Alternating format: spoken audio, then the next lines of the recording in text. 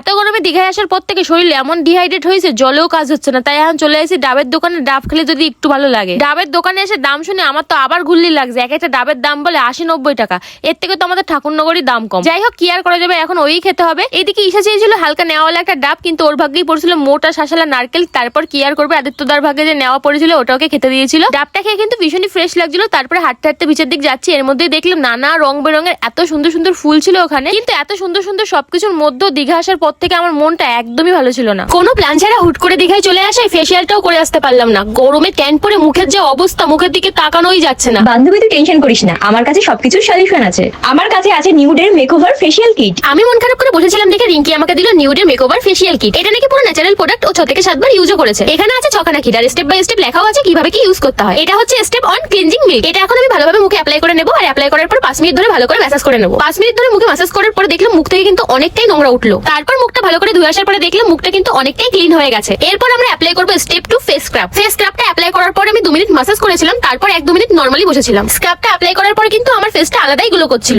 এরপর অ্যাপ্লাই করব step 3 massage cream. এই ক্রিমটাতে 10 মিনিট ভালো করে ম্যাসাজ করতে হবে। মুখে গলায় জেনে জেনে পারছি সব জায়গায় ভালো করে অ্যাপ্লাই করছি। যেহেতু আইসি দীঘায় বাড়ি যাওয়ার সময় তো পুরো কালা ভূত হয়ে যাবো, তার জন্য ক্রিমটা যেখানে যেখানে পাচ্ছি সব জায়গায় অ্যাপ্লাই করে নিচ্ছি। আর যেহেতু এটা পুরো ন্যাচারাল প্রোডাক্ট, তার জন্য সাইড এফেক্টের কোনো ভয় নেই। এরপর টাওয়াল দিয়ে মুখটা ভালো করে ক্লিন করে ইউজ করব স্টেপ 4 ফেস মাস্ক। নিউড ফেসিয়াল কিট শুধুমাত্র ত্বককে উজ্জ্বল করে সেটা কিন্তু একদমই নয়, ট্যানিং এবং পিগমেন্টেশন দুটোই দূর করে এবং তোমার ত্বক গভীরভাবে পরিষ্কার হয়ে যাবে। এই ফেস মাস্কটা 10 মিনিট মুখে অ্যাপ্লাই করার পর ঠান্ডা জল দিয়ে ভালো করে ধুয়ে নেব। এবার ইউজ করব স্টেপ 5 ফেস সিরাম। এই সিরামটা 2 থেকে 3 ফোঁটা হাতে নিয়ে আমি ফেসে অ্যাপ্লাই করব। এই সিরামটা ফ্রি রেডিক্যাল এবং ইউভির ক্ষতিকারক প্রভাব থেকে স্কিনকে রক্ষা করে, যাতে যে কোনো সময় যে কোনো অনুষ্ঠানে ফেসকে ব্ল্যাকি এবং বয়স্ক দেখায় না। এবার ইউজ করব স্টেপ 6 সানস্ক্রিন। আর এটাই কিন্তু লাস্ট স্টেপস। এটা ইউজ করার পর শুধু লাস্টে ম্যাজিকটা দেখবে। আর আগেই তো বললাম এসছি দীঘায়, এখন যাব আমরা বিচে, তো তার জন্য মুখে গায়ে যেখানে যেখানে পারছি পুরো সব জায়গায় সানস্ক্রিনটা ইউজ করেছি। আর সানস্ক্রিনটা ইউজ করার পর আমার স্কিনটা দেখো কিরকম ক্লিন আর গ্লোয়িং লাগছে। ঘরে বসেই পার্লারের মতো গ্লো পেয়ে গেছি, তাও আবার এত কম টাকায়। প্রোডাক্টটা পেয়ে আমি ভীষণ খুশি হয়ে গেছি। Thank you so much Rinki. আর তোমরা যদি এই প্রোডাক্টটা বাই করতে চাও, আমার কমেন্ট বক্সে কিন্তু লিংক দেওয়া থাকবে, বাই করে নিও। টাটা।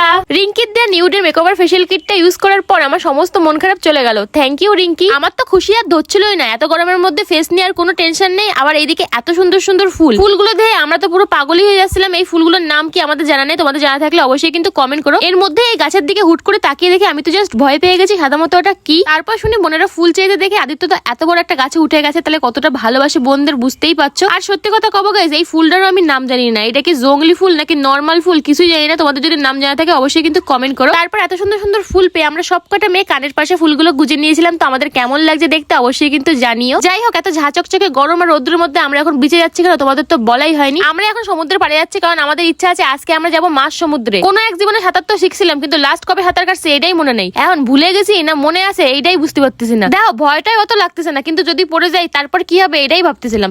তারপরে ভাবলাম সিল ব্রো, জীবন একটাই, যা হবে দেখা যাবে। এবার আমরা চলে এসেছি লাইফ জ্যাকেট পরার জন্য, আর আমরা ছিলাম 10 জন মতো। তো আমাদের পার হেড 100 টাকা করে পড়েছিল। দেখো একটু তো ভয় লাগছিল, প্রথমবার উঠছি, তার উপরে আবার আমার বর আসেনি। তারপর ভাবলাম জীবনে সবকিছুর এক্সপিরিয়েন্স থাকাই কিন্তু ভালো, তাই চলো বলে সবাই মিলে দৌড় মারলাম আর উঠে পড়লাম বোটের মধ্যে।